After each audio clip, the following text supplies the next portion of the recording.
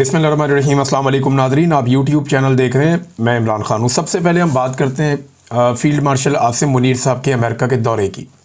इस दौरे की ज़्यादा तफसीलात बताई नहीं गई, यानी जैसे दौरे की तफसीलात आती हैं ना कि फ़लाँ शहर में जाएंगे, ये इवेंट होगा, इस तरीके से होगा। इस बारे में ज़्यादा चीज़ें आपको मीडिया पर मिलेंगी नहीं, और तफसीलात को तकरीबन खुफिया रखा गया। ये तो पता था कि वो अमेरिका के दौरे पर जा रहे हैं, लेकिन ज़्यादा चीज़ें नहीं पता थी कि उसकी तफसीलात क्या हैं। आप कुछ तफसीलात आई हैं मेरे पास, मेरे अपने सोर्सेज से, वो मैं आपके साथ शेयर करता हूँ। उनकी तस्दीक भी हो जाएगी आने वाले दिनों में। एक तो आसिम मुनीर साहब का जो दौरा है ये अमेरिका का, और उसके बाद यूरोप में ब्रसल्स में गालिबन उन्होंने जाना है। अच्छा, इस दौरे में ज़्यादा चीज़ें पब्लिक नहीं की गई, और उसकी जो बड़ी वजह मुझे पता चली है वो ये है कि ओवरसीज़ पाकिस्तानियों के एक एहतजाज का खौफ है, क्योंकि ओवरसीज़ पाकिस्तानी पाकिस्तान के मसाइल के लिए पाकिस्तान की मिलिट्री एस्टेब्लिशमेंट को ज़िम्मेदार समझते हैं, और वो इमरान खान साहब को एक निजात दहिंदा के तौर पे देखते हैं। और इमरान खान साहब रोज़ाना की बुनियाद पे जब भी उन्हें मौका मिलता है तो वो आसिम मुनीर साहब के किरदार के ऊपर तनकीद करते हैं, और इस वजह से ओवरसीज़ पाकिस्तानी आसिम मुनीर साहब के ख़िलाफ़ एहतजाज करते हैं। जब वो लंदन गए तो वहाँ पर भी ओवरसीज़ पाकिस्तानियों ने एहतजाज किया। जब वो अमेरिका गए इससे पहले तो वहाँ पर भी ओवरसीज़ पाकिस्तानियों ने एहतजाज किया, और इस मरतबा भी ओवरसीज़ पाकिस्तानियों की एहतजाज की वीडियोस सामने आ रही हैं कि जहाँ पे ठहरे हैं आर्मी चीफ, वहाँ पे ओवरसीज़ पाकिस्तानियों ने एहतजाज किया है। अच्छा, कुछ तफसीलात और हैं, मैं आपको बताता हूँ। एक तो प्रोग्राम कैंसिल कर दिया, और वो प्रोग्राम कैंसिल होने की वजह भी ओवरसीज़ पाकिस्तानी बने, जबकि 8 तारीख को गालिबन, मुझे तारीख में कंफर्म नहीं है, लेकिन ये 8 तारीख है जो मुझे पता चला है, ये कन्फर्मेशन भी आ जाएगी। 3 नहायत अहम लोगों ने फील्ड मार्शल हाफिज़ आसिम मुनीर साहब से मुलाकात से माजरत कर ली, और ये जो 3 अहम लोग थे ये बहुत बड़े बड़े इन्वेस्टर्स हैं, बहुत बड़े बिजनेसमैन हैं जो अमेरिका में रहते हैं और ओवरसीज़ पाकिस्तानी हैं। तो पाकिस्तान की एम्बेसी ने बड़ी मेहनत की थी, बड़ा इसरार किया था, और एस्टेब्लिशमेंट ने इसके ऊपर पूरी कोशिश की थी कि किसी तरह आसिम मुनीर साहब की इन लोगों से मुलाकात करवाई जाए। इसकी बैकग्राउंड में कुछ चीज़ें थी, उनमें से 1-2 चीज़ें मैं आपको भी बता भी दूँगा। तो मुलाकात करने की कोशिश की, लेकिन उनमें जो 3 अहम तरीन लोग थे उन्होंने इन मुलाकातों से माजरत कर ली। उनमें से 2 लोगों ने जो बहाना बनाया वो ये है कि हम इस तारीख को कहीं सफ़र पर जा रहे हैं, हम ट्रैवल कर रहे हैं, तो इसकी वजह से हम आर्मी चीफ से मुलाकात नहीं कर पाएंगे। अब ऐसा कभी माजी में हुआ नहीं था। पाकिस्तान के आर्मी चीफ जब भी कभी बैरून मुल्क जाते थे तो तांता बन जाता था मुलाकातों का, और सब उनसे मुलाकात करना चाहते थे, बड़ा इसको काबिल फ़ख्र समझा जाता था। लेकिन इस मरतबा सिचुएशन थोड़ी तब्दील होती हुई है। अब ये बड़े बड़े इन्वेस्टर्स हैं, और कोशिश ये है पाकिस्तान की कि इन्वेस्टमेंट पाकिस्तान में लाई जाए, और यही आसिम मुनीर साहब का एक प्रोजेक्ट भी है SIFC, उसके ज़रिए भी वो कोशिश करते हैं कि इन्वेस्टमेंट पाकिस्तान में आए। तो शायद ये इसी सिलसिले में मुलाकातें थीं, लेकिन उन्होंने मुलाकात से माजरत कर ली।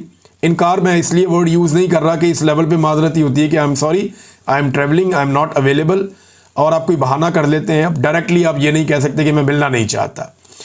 तो 2 लोगों ने तो ये बहाना बनाया कि हम कहीं ट्रैवल कर रहे हैं, और मैंने ये कंफर्मेशन वहाँ से ली तो वो लोग वहीं मौजूद थे, और एक को तो एक एहनी शाहिद ने देखा भी है कि वो वहीं पे थे, लेकिन उन्होंने वो मुलाकात ना करने का एक बहाना बनाया था।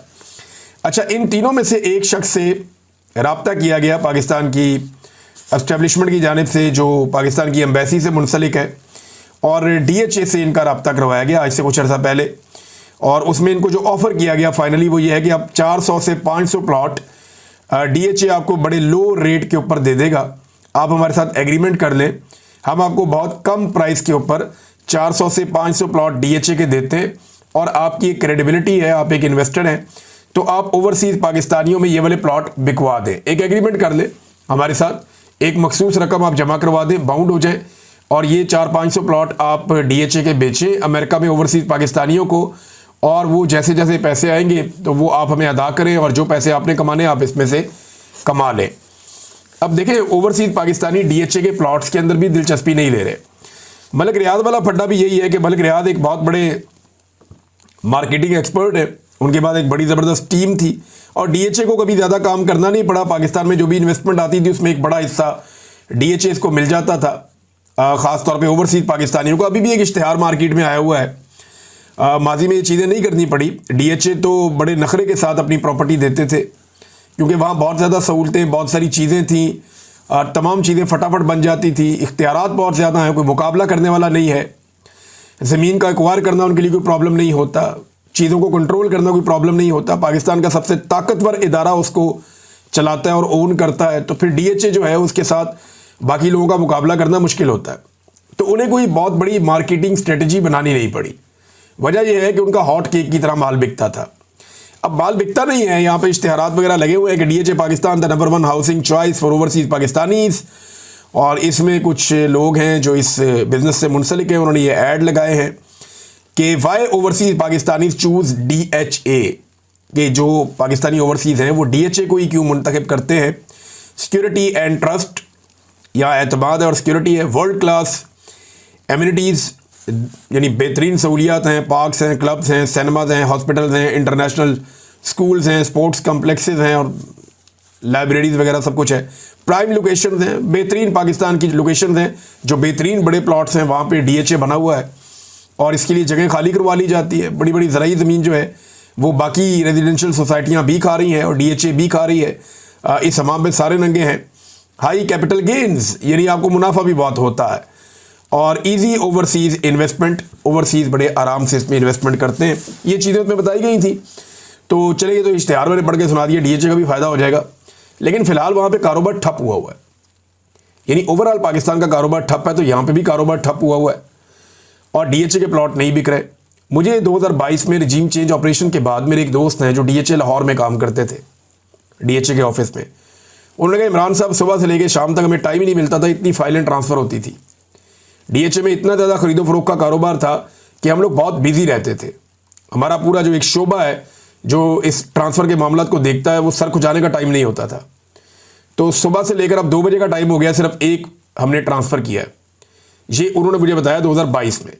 ये बहुत बड़ा धचका है, क्योंकि जब भी एक प्लॉट ट्रांसफ़र होता है तो एक अच्छी खासी रकम जो है वो अथॉरिटी को भी मिलती है, लेकिन वो सिलसिला रुका हुआ था। तो अब ये 500 प्लॉट ऑफ़र किए गए थे, 400 से 500 के आप ये ले लें, लेकिन वो ओवरसीज़ पाकिस्तानी ने ये कहा जी कि आप, मैं माजरत चाहता हूँ, अभी मैं इस पर काम नहीं कर सकता। अब ये तो सिचुएशन मैंने आपको बताई कि चीज़ें जो हैं वो नाकामी की तरफ जा रही हैं। मैं आगे चल के आपको बताता हूँ कि नाकामी क्या है, उसके लिए ज़िम्मेदार कौन है। लेकिन जो बड़ा फड्डा पड़ा हुआ है वो है मामला आसिफ मुनीर साहब की एक्सटेंशन का वक्त करीब आते आते एक टेंशन का माहौल पाकिस्तान में बन गया है। अब देखें ना, PMLN के ऊपर, या जो एस्टेब्लिशमेंट की चहीती पॉलिटिकल पार्टी जिसको 17 नशिस्तों से उठाकर 2 तिहाई अक्सरियत दिलवाई गई है, अचानक से उसके और उसके कीमती ब्यूरोक्रेट्स के ऊपर करप्शन के मामला आ रहे हैं, ख़बरें निकाली जा रही हैं। सबसे पहले मरीम नवाज़ की खबर निकलती है कि 10 खरब की एक बेज़ाब्तियाँ और बेकायदगियाँ हैं, यहाँ पे ये खांचा खुल जाता है। उसके बाद पता चलता है जी कि जो सुथरा पंजाब है उसके अंदर अरबों रुपए जो है वो कहाँ गए, किसी को कुछ पता ही नहीं, उसका एहतसाब होना चाहिए। फिर ब्यूरोक्रेसी के ऊपर डंडा चलना शुरू हो जाता है। तो मल्टीपल चीज़ें साथ साथ हो रही हैं और इनको हवा भी दी जा रही है। दूसरी जानिब जो है वो वहाँ से भी कुछ सख्तियाँ हो रही हैं। तो मामला है क्या, देखिए, जब भी कभी